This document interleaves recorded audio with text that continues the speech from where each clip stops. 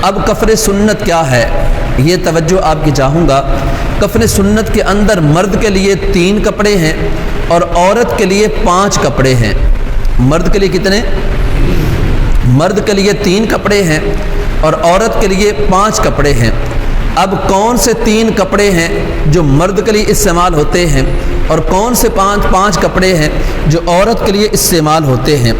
اب مرد کے لیے جو کفن ہے وہ لفافہ، ازار اور قمیص، یہ 3 کپڑے ہیں جو مرد کے کفن میں استعمال ہوتے ہیں۔ لفافہ، ازار اور قمیص، یہ 3 کپڑے مرد کو دینا یہ سنت ہے، اور عورت کے لیے یہی 3 کپڑے ہیں، یعنی لفافہ، ازار اور قمیص۔ اب 2 چیزوں کا اضافہ ہے، ایک ہے سینہ بند، اور چوتھے نمبر پہ سینہ بند اور 5ویں نمبر پہ اوڑھنی آتی ہے۔ اب چونکہ ہم نے مرد کو کفن دینے کا طریقہ کار سیکھنا ہے، پھر آپ بولیں نمبر 1 لفافہ، نمبر 2 ازار، نمبر 3 قمیص۔ اب ان کے اندر یہ جو قمیص ہے اس کو ہم کفنی بھی کہتے ہیں، اور یہ جو لفافہ اور ازار ہے یہ 2 چادریں ہوتی ہیں۔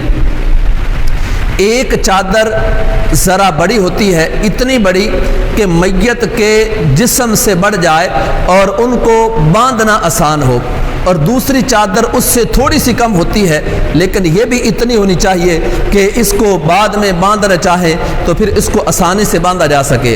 اور آسان لفظوں میں یہ 2 بڑی چادروں کو کہا جاتا ہے، یعنی اتنی چادریں جو میت کے قد سے زیادہ ہوں۔ اب میت کے قد سے زیادہ اتنی ہوں کہ ان کو آسانی کے ساتھ دونوں طرف سے باندھا جا سکے، یہ 2 چادریں ہیں۔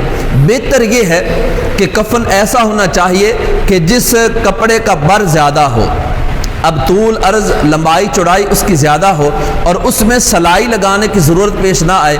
بہتر یہ ہے کہ ایسے کپڑے کا انتخاب کیا جائے۔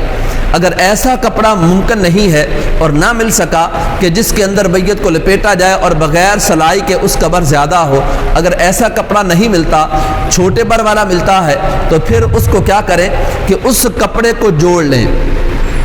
اب ایسے جوڑیں کہ دونوں کو ملا لیں اور ملانے کے بعد درمیان سے سلائی لگا دیں، تو اب سلائی لگائیں گے تو اب یہ چادر مزید بڑی ہو جائے گی۔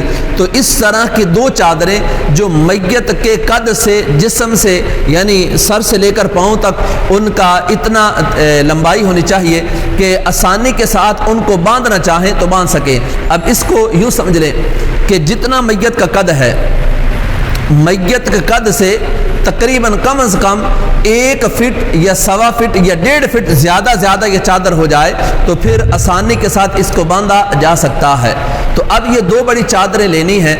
اب ان کی لمبائی میں نے آپ کے سامنے عرض کر دی، اور اس کے اندر ایک کفنی جس کو قمیص کہا جاتا ہے وہ اتنی ہونی چاہیے کہ میت کے یہ چہرے سے لے کر، یعنی یہ کندھوں سے لے کر ناف کے نیچے تک، گھٹنوں تک آ جائے، اور پیچھے بھی ایسے ہی یہ کندھے سے لے کر یہ گھٹنوں کے نیچے تک آ جائے، تو یہ اس کو کفنی کہا جاتا ہے۔ اب 2 بڑی چادریں آ جائیں گی اور ایک چھوٹا، یعنی اس طرح قمیص، یا اس کو کفنی کہا جاتا ہے کہ کندھے سے لے کر گھٹنے تک، اور اسی طرح بیک سائڈ اور فرنٹ دونوں برابر ہوں۔ بعض جگہوں پہ لوگ کیا کرتے ہیں، جو کفنی ہوتی ہے اس کا اگلا حصہ تو مکمل کرتے ہیں، بعض ایسے کرتے ہیں کہ اگلا حصہ فقط یہ رانوں تک لے کے آتے ہیں اور پچھلا حصہ فقط کمر سے 1 بلش زیادہ کر دیتے ہیں یا 2 بلش رکھ دیتے ہیں۔ یاد رہے یہ کفن سنت نہیں ہے۔ سنت یہی ہے کہ اس کفنی کو برابر ہونا چاہیے، اور برابر کتنا ہونا چاہیے کہ یہ جو ٹخنے ہیں، اب ٹخنوں سے ذرا نیچے تک یہ کفنی چلی جائے، اتنی اس کی لمبائی کم از کم ہونی چاہیے۔ تو اب دونوں حصے اس کے برابر ہونے چاہیے۔ جب آپ کا کفن تیار ہے اور اب آپ نے میت کو غسل دینے کے بعد اس کو کفن پہنانا ہے، تو اس کو پہنانے کا طریقہ کار یہ ہے کہ جس 4 پائی پہ میت کو بعد میں آپ نے ڈالنا ہے، اب اس پہ کیا کریں کہ 3 بند لیں۔ اب بند سے مراد جس سے کفن باندھا جا سکے، اتنی بڑی وہ ڈوریاں ہوں، چاہے وہ کفن کی بنا لیں، عمومی طور پہ کفن کی کاٹ کے بنا دی جاتی ہیں، اتنی بڑی ہوں کہ ان کو باندھنے کے اندر آسانی ہو۔ سب سے بڑی ڈوری درمیان میں رکھ لیں۔